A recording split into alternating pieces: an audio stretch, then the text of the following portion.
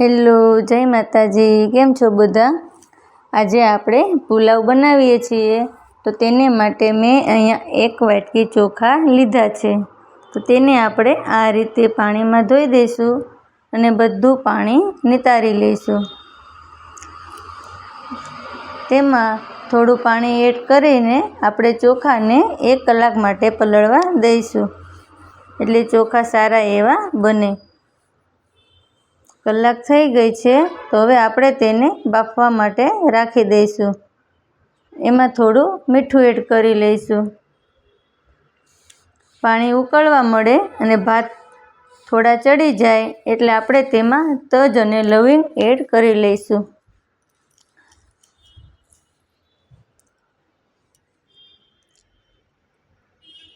હવે આપણા ભાત સરસ એવા ચડી ગયા છે. હવે આપણે એક જારમાં ઓસાઈ લઈશું. થોડી વાર ઠરી જશે એટલે આપણા ભાત છૂટા એવા થઈ જશે. હવે આપણે વેજીટેબલમાં ડુંગળી, બટેટું, કેપ્સિકમ, ગાજર, બાફેલી મકાઈ છે અને તમાલપત્ર અને સૂકા મરચાં લીધા છે. અને વઘાર માટે તેલ ગરમ થઈ ગયું છે, તો આપણે તેમાં થોડું જીરું, હિંગ, કઢીપત્તો ને તમાલપત્રને સૂકા મરચાં, આદુ મરચાંની પેસ્ટ બધું આ રીતે મિક્સ કરીને આપણે જે વેજીટેબલ લીધું છે તે બધું વેજીટેબલ એડ કરી લઈશું. તેમાં આપણે હળદર અને સ્વાદ પ્રમાણે મીઠું એડ કરી લઈશું. આ બધા વેજીટેબલને આપણે 5 થી 7 મિનિટ સુધી આ રીતે સાતળવાના છે. ગેસ ધીમો રાખવાનો છે.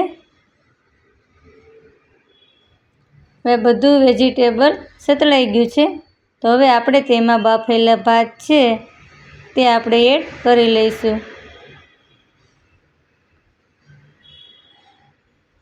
અને બધું વેજીટેબલ અને ભાતને મિક્સ કરી લઈશું. એકદમ સરસ રીતે હલાવી દેવાના. હવે ભાતમાં આપણે મકાઈ એડ કરી લઈશું. મકાઈનો ટેસ્ટ ખૂબ સારો એવો આવે છે. તેમાં આપણે પુલાવનો મસાલો અને થોડો ગરમ મસાલો એડ કરીશું અને થોડા ફ્રેશ ધાણા લીધા છે. આ રીતે બધું મિક્સ કરી લઈશું અને આપણા પુલાવ હવે તૈયાર થઈ ગયા છે. અને જો તમને મારી રેસીપી સારી લાગી હોય તો લાઈક કરજો, શેર કરજો અને સબસ્ક્રાઈબ કરજો. અને તમે પણ ઘરે જરૂરથી એકવાર ટ્રાય કરજો.